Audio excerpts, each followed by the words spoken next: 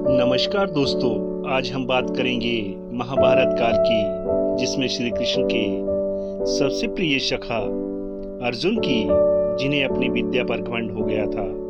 और अर्जुन का घमंड तोड़ने के लिए भगवान शिव ने केरात यानी एक वनवासी का अवतार लिया था। आइए जानते हैं कि भगवान शिव ने कैसे अर्जुन का घमंड तोड़ा। यह प्रसंग महाभारत काल से जुड़ा हुआ है। कौरव और पांडवों का युद्ध तय हो गया था।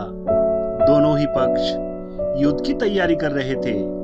उसी समय अर्जुन ने एक पर्वत पर देवराज इंद्र से दिव्य अस्त्र पाने के लिए तप किया।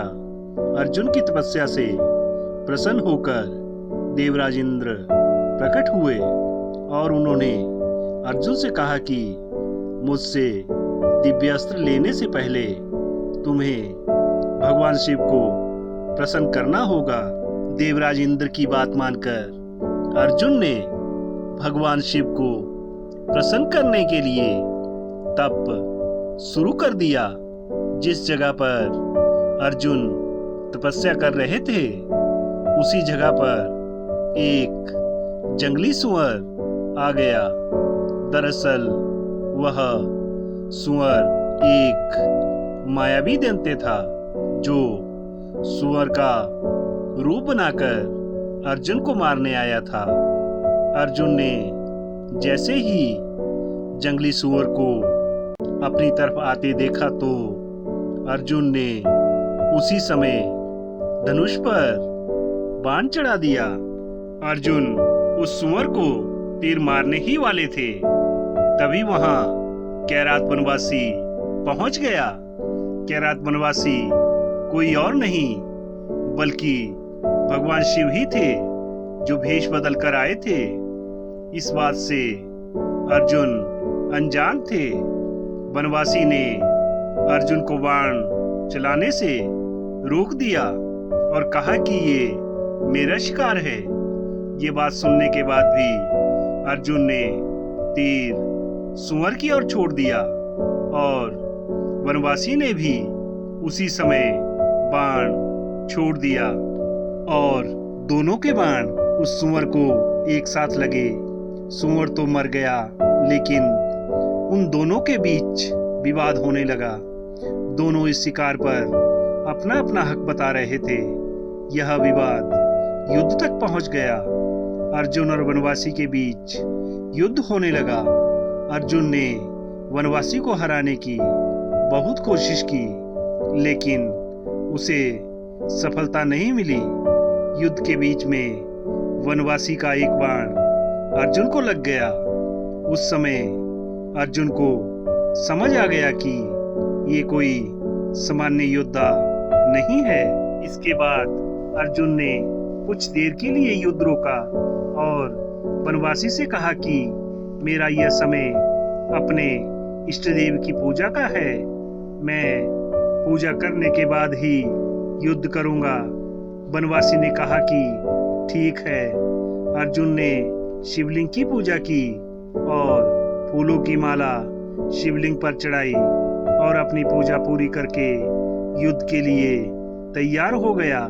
अर्जुन ने देखा कि जो माला शिवलिंग पर चढ़ाई थी, वही माला अर्जुन को उस वनवासी के गले में दिखाई देने लगी। यह देखकर अर्जुन समझ गए कि ये स्वयं भगवान शिव है। अर्जुन ने भगवान शिव को पहचान लिया और भगवान से क्षमा मांगी और उनकी वंदना करके पूजा की। भगवान शिव ने अर्जुन को दर्शन दिए और अर्जुन को संदेश दिया कि कभी भी अपनी शक्तियों का घमंड नहीं करना चाहिए और कभी भी किसी को छोटा नहीं समझना चाहिए। अर्जुन को अपनी गलतियों का एहसास हुआ। उन्होंने भगवान शिव से क्षमा याचना की। अर्जुन ने भगवान शिव जी से प्रार्थना करके कहा कि मुझे क्षमा कर दे।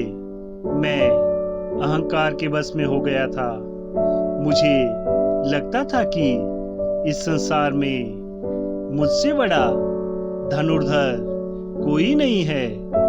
आपने मेरे अहंकार को तोड़कर मुझ पर अपनी कृपा करके मुझे धन्य किया है।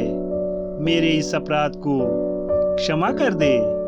भगवान शिव ने प्रसन्न होकर अर्जुन को आशीर्वाद दिया और अर्जुन को पाशुपात अस्त्र प्रदान किया। शिव पुराण की इस कहानी से हमें यह शिक्षा मिलती है कि हमें कभी भी अपनी योग्यताओं और अपनी शक्तियों का अहंकार नहीं करना चाहिए और ना ही किसी को अपने से कम समझना चाहिए, क्योंकि अहंकार हमें सही निर्णय नहीं लेने देता और हमें आगे बढ़ने से रोक देता है।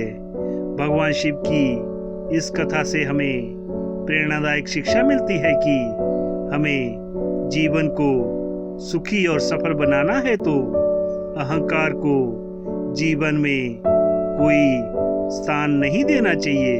धन्यवाद दोस्तों।